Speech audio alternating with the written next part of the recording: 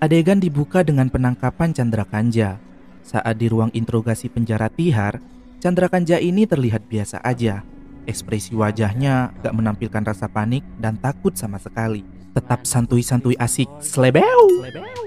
Di sini Chandra akan memberikan kejelasan kalau dia akan menceritakan semuanya jika diampuni. Tapi kalau dia dipukuli, dia gak akan mengatakan sepatah kata apapun. Saat polisi mengatakan kalau dia gak akan dipukuli, Chandra Khan pun mulai bercerita tentangnya. Namanya Chandra Kanja, dari desa bernama Gosai tahun 1980-an yang ada di Madhepura, Bihar. Ibunya seorang guru dan ayahnya bekerja di departemen irigasi. Menurut warga sekitar, di sana bukanlah tempat kelahiran Chandra karena pada saat itu mereka ini satu keluarga memang pindahan. Ibunya bernama Campadevi dan memiliki 6 putra. Nityanan, Indranan, Chandranan, Kalanan, Sadanan, dan si bungsu Depak Kumar. Warga di sana mengatakan jika mereka sangat dekat karena memang sudah tumbuh bersama sejak kecil. Dan memang anak-anaknya Campadevi ini tinggi-tinggi, tegap, dan berotot. Kalau dilihat sepintas dari fisik, ya bisa dibedakan lah dengan orang asli sana. Chandra Khan pernah mengatakan jika orang tuanya egois. Mereka gak pernah peduli pada anaknya. Jarang mengurusnya, bahkan bisa dibilang pendidikan mereka terbengkalai meski ibunya sendiri adalah seorang guru. Hingga Chandra membenci mereka dan memutuskan keluar dari desa saat usianya beranjak dewasa. Dia pergi merantau ke Delhi pada tahun 1990 karena memang di sana Chandra memiliki banyak kenalan orang-orang yang berasal dari desanya juga. Chandra mulai bekerja di sana sebagai buruh, kuli panggul, dan juga menjual sayuran. Chandra juga menikah di sana dan memiliki 5 anak. Menurut pengacara si Chandra Khan ini, ketika Chandra bekerja sebagai penjual sayur, dia pernah diusir polisi karena menolak memberikan uang lapak. Hingga Chandra gak bisa berjualan dan keluarganya kelaparan. Polisi memang selalu meminta uang jaga dari orang-orang yang berjualan. Dan mereka seperti membedakan kasta gitu. Bagi yang mapan akan dilembutin, sementara orang kecil akan dikasarin. Menurut pengamatan ahli, tempat itu rata-rata penduduknya memang berasal dari Bihar yang gak memiliki keterampilan khusus hingga di sana mereka kerja serabutan. Seperti misalnya tukang beca, buruh, kuli panggul, jual sayur, dan lain-lain. Parahnya lagi nih, polisi justru memperlakukan mereka dengan sangat buruk. Chandra Khan mengatakan jika pernah ada polisi yang meminta motor baru darinya untuk hari Diwali. Hal itu membuat Chandra sangat membenci polisi dan memiliki dendam. Ya repot juga sih ya guys, kalau gak dibelikan bakal diusir dan gak boleh jualan. Tapi kalau dibeliin, ya nyesek banget gak rela gitu ya kan. Chandra lalu memutuskan untuk pergi ke Azadpur Mandi dan di sana dia bekerja sebagai kuli panggul yang suka ngangkat-ngangkatin barang gitu. Dan pekerjaan itu dipimpin oleh pria yang dikenal sebagai pandit. Chandra menyebutkan jika pandit ini suka motong gaji bulanan bawahannya dengan alasan diberikan kepada polisi keamanan lah, MCD lah, bayar kontraktor lah. Padahal sebagian lagi dia habiskan untuk dirinya sendiri. Chandra yang gak menyukai hal tersebut akhirnya menegur sekaligus menasehati pandit jika perbuatannya itu tidak benar. Tapi pandit justru marah dan mulai berkelahi dengan Chandra. Dalam perkelahian itu, pisau yang biasa Chandra gunakan untuk memotong sayuran gak sengaja menyayat tangan pandit. Dan pandit akhirnya melaporkan Chandra pada polisi. Karena si polisi ini sering mendapat sogokan dari pandit, ya tentu mendukung pandit. Polisi membantu membuatkan laporan kasus palsu. Sejak saat itulah Chandra memiliki niat buruk dan membunuh pandit, di mana jasadnya ternyata yang ditemukan pada tahun 1998 dan nama aslinya adalah Mangal. Chandra masuk penjara pada 22 Januari tahun 2002. Yang membuat Chandra semakin benci pada polisi karena istrinya yang gak tahu apa-apa justru juga ikut diseret dan ditangkap bersamanya. Chandra memiliki 5 anak dan tak ada satupun di keluarganya yang berpendidikan. Gak sekolah karena gak ada biaya. Keluarganya tinggal di Alipur, sementara Chandra memiliki tempat tinggal kedua di Haidarpur, tempat di mana dia mengeksekusi para korbannya. Chandra juga memberitahu polisi bagaimana pola pembunuhan yang dilakukannya. Mula-mula, Chandra berteman dengan korban dan membangun hubungan kekeluargaan, saling mengenal, saling percaya, dan saling membantu. Tapi saat korban ini melakukan kesalahan, maka Chandra gak segan-segan akan menghabisinya. Korban pembunuhan pertama pada 20 Oktober 2006 lalu adalah Anil Mandal. Mereka berdua awalnya sangat dekat, bahkan bisa dibilang pemuda ini bergantung hidup dan meminta makan pada Chandra. Tapi suatu hari, Anil melakukan kesalahan dengan membawa salah satu putri Chandra diam-diam, meski Chandra sudah melarang sebelumnya. Saat Chandra mengetahui itu, dia pun marah dan mudah saja bagi Chandra untuk menaklukkan Anil, karena mereka ini sangat dekat layaknya ayah dan anak. Chandra mengajak Anil ke rumahnya seperti biasa, kemudian mengikat tangan dan kaki Anil sambil berkata akan mendisiplinkannya. Lalu lanjut menamparnya berkali-kali dan lebih dari itu, Chandra akhirnya memenggal kepalanya.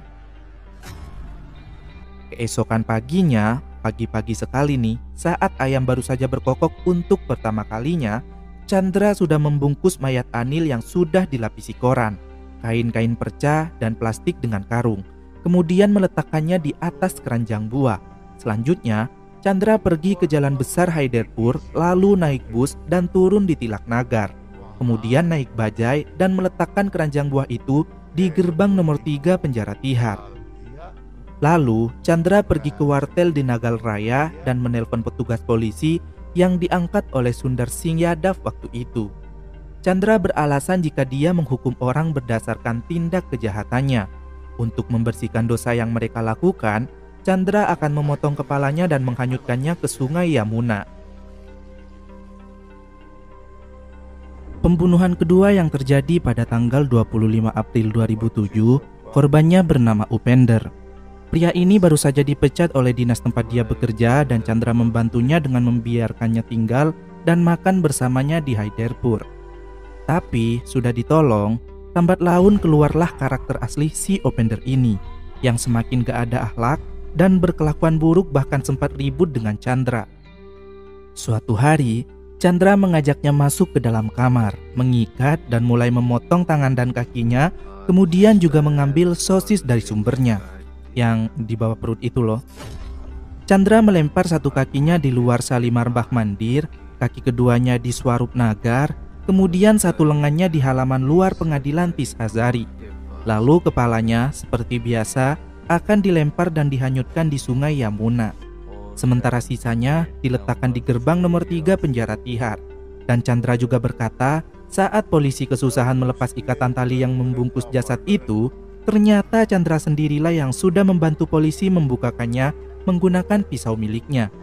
Lalu saat ditanya kenapa dia membuang mayat di luar penjara Tihar, Chandra menjawab jika ada kepala polisi bernama Balbir yang bertugas di penjara Tihar di gerbang nomor 3. Saat Chandra di penjara, Balbir ini menyiksanya, mengurangi porsi jatah makanannya, dan menelanjanginya di depan tahanan lain.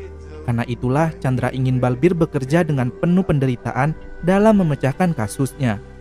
Bukan hanya Balbir, tapi Chandra ingin semua polisi merasakannya, dan ingin membuktikan jika polisi yang diagung-agungkan orang ternyata pembohong dan gak becus dalam bekerja. Chandra ingin membuktikan bahwa dirinya bekerja dengan sempurna lebih baik dari polisi dan ingin menunjukkan sisi buruk kepolisian. Kemudian korban terakhir yang ditemukan pada tanggal 18 Mei tahun 2007 bernama Dalip. Dia tinggal bersama Chandra sekitar 2 mingguan. Tapi Chandra benar-benar hancur saat mengetahui Dalip ini suka berbohong. Hingga akhirnya Dalip diundang ke rumahnya untuk dipotong. Kakinya dibuang di Kishanganj Nala, tangan dan pisangnya dibuang di dekat gerbang pengadilan Tis Hazari, kepalanya yang dibungkus dengan kain merah dan bekas rok putrinya juga dilapisi plastik polietilena dilempar ke Ghaziabad, dibawa arus mengalir ke selatan sungai Yamuna. Sementara bagian tubuh lainnya masih tetap sama di penjara Tihar. Polisi juga menanyakan tentang inisial Sisi yang ada di dalam suratnya. Chandra hanya bilang jika si pertama itu untuk bulan dan si kedua untuk inisial namanya. Seorang ahli psikologi mengatakan selain dorongan untuk protes pada polisi, Chandra juga melakukannya karena dorongan lingkungan sosial. Seperti yang dikatakan sebelumnya, jika ibunya seorang guru tapi anak-anaknya ditelantarkan, hingga anak-anaknya seakan tumbuh mandiri tanpa diawasi dan mencari makan sendiri karena ibunya gak peduli. Penduduk desa juga mengatakan jika ibunya Chandra ini memiliki attitude yang buruk dan emosian, suka menyalahkan orang lain dan selalu membuat onar dengan mengancam orang-orang. Lalu saat Chandra beranjak dewasa, dia pindah ke Delhi agar dia bisa mencari nafkah.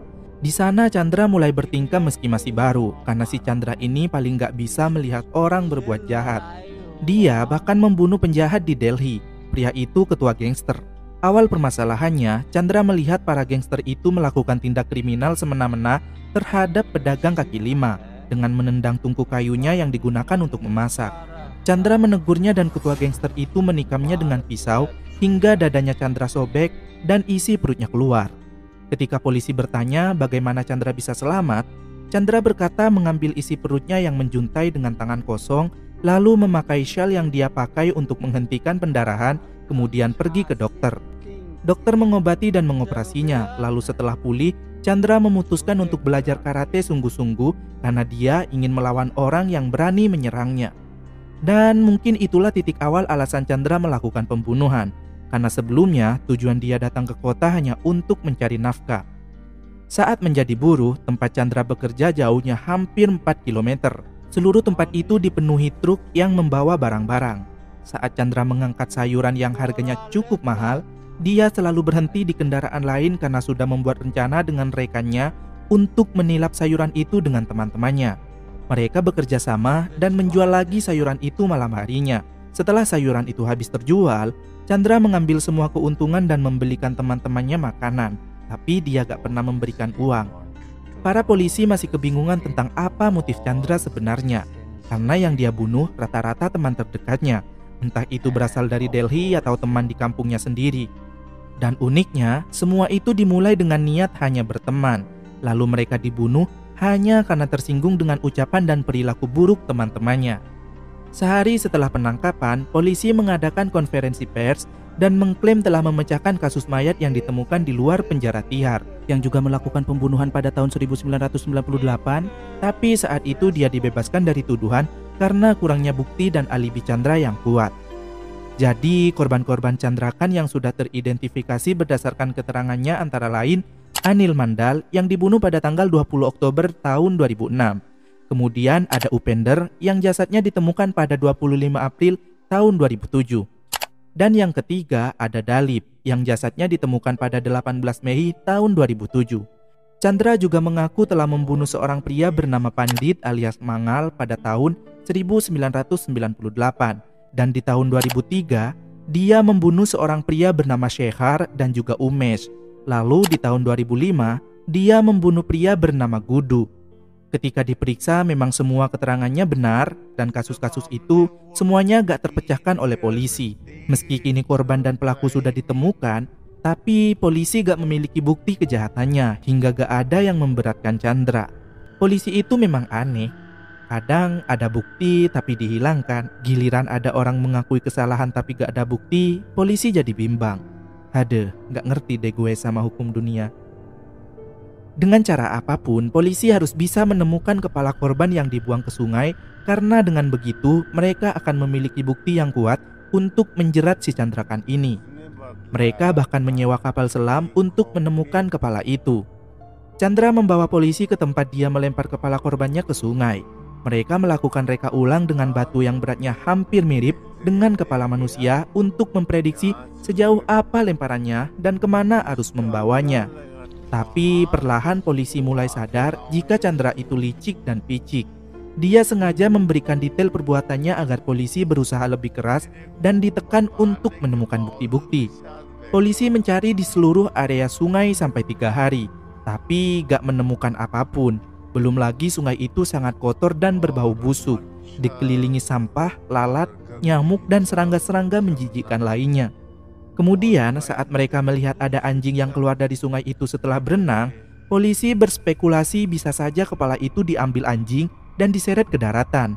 Mereka pun akhirnya memutuskan untuk menelusuri juga daerah daratan di sekitar sungai yang dipenuhi semak-semak dan juga ular. Lalu salah satu dari mereka menemukan sesuatu dan benar saja, itu kepala manusia. 23 Mei tahun 2007, Chandra mengatakan jika kepala yang ditemukan itu adalah kepalanya Dalip yang dia bunuh 5 hari yang lalu. Tapi polisi masih bingung dan merasa gak percaya dengan ucapan Chandra. Sebab faktanya tengkorak yang ditemukan itu benar-benar kering. Gak ada sisa-sisa daging yang menempel darah, ataupun rambut sama sekali. Padahal kan belum seminggu. Mereka mengajukan permintaan agar ketiga anggota tubuh jasad yang ditemukan sebelumnya dan tengkorak itu juga dikirim ke lab forensik untuk dites DNA. Terdengar sangat meyakinkan, bukan? Tapi bagaimana jika tes sudah dilakukan dan hasilnya keluar, tapi pemerintah sendiri gak memiliki informasi identitas mendetail tentang data tersebut? Terus mau dicocokkan kemana? Dicocokkan ke siapa? Sangat membagongkan, bukan? Polisi kini benar-benar berada di jalan buntu. Satu-satunya jalan yang bisa polisi lakukan adalah mendesak Chandra untuk membuktikan sendiri kebenaran dari ucapannya. Bahkan polisi mulai menggunakan kekerasan terhadap Chandra. Dan setelah itu, Chandra mengakui setiap kejahatannya dengan bukti. Polisi mengirim pasukan menuju Haidarpur dan mereka dibawa ke tempat yang berisikan sekitar 20-30 kamar. Dan di sana sangat sepi karena mungkin penghuninya sedang pergi bekerja. Saat polisi masuk ke kamar Chandra, mereka mencium bau aneh dan kondisi kamarnya sangat berantakan. Polisi menemukan 3 pisau dan bercak darah di mana-mana. Mereka merekam video dan memotretnya untuk dijadikan barang bukti, lalu menyita pisau untuk diselidiki lebih lanjut. Mereka juga mengambil beberapa sampel darah yang sudah mengering di lantai untuk diuji di lab forensik. Chandra juga berkata jika ponselnya ada di dalam lemari dan polisi mengambilnya untuk dijadikan barang bukti. Selain itu, polisi juga melihat beberapa nama yang tertulis di dinding. Dan saat ditanyakan pada Chandra, itu adalah nama-nama kenalannya. Setelah ponselnya diselidiki, ternyata memang benar. Itu adalah nomor yang sudah polisi lacak selama ini. Alasan kenapa polisi mengumpulkan bukti yang kuat dulu sebelum menjerat si Chandra, karena sebelumnya Chandra pernah ditangkap dan memiliki alibi yang kuat di persidangan. Sementara bukti yang dibawa polisi tidak cukup untuk memberatkan Chandra. Jadi polisi gak ingin kejadian itu terulang lagi karena Chandra ini sangat pintar dan licik. Bahkan dia mempelajari setiap detail perbuatan dan konsekuensinya. Saat penangkapannya, ketika Chandra ini dikerumunin media, dia menghiraukan pertanyaan para wartawan dan justru bertanya balik. Kenapa para media menerbitkan pernyataan palsu dan berbohong? Saat wartawan bertanya kenapa Chandra membunuh 4 korban itu, Chandra justru bertanya balik. Bagaimana mereka bisa tahu kalau dirinya hanya membunuh 4? Bagaimana kalau ternyata lebih dan lebih banyak lagi? Dan foto-foto berikut adalah foto yang diambil oleh Chandra Kanja. Foto ini belum pernah dipublis dan hanya dilihat oleh warga desa Gosai saja. Bahkan polisi pun gak mengetahuinya. Lalu kenapa foto itu bisa ada di tangan warga dan bukan polisi? Apa yang sudah terjadi? Apakah penyelidikan tim Netflix lebih baik dari polisi?